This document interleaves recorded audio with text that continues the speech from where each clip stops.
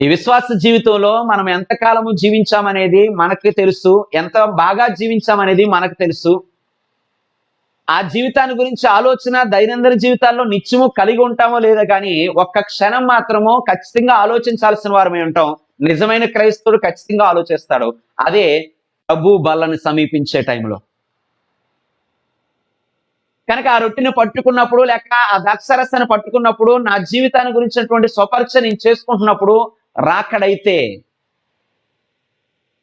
ఇదే రాకడ తరుణం అయితే ఏ గుంపులో ఉన్నాం?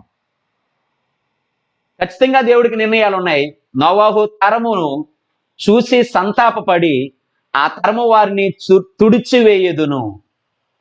నోవాహును చూసి దేవుని దృష్టి యందు కృప పొందిన వాడే తనను రక్షించుటకు ఒక వాడను సిద్ధం చేసుకోమని తనతో నిబంధన చేసెను.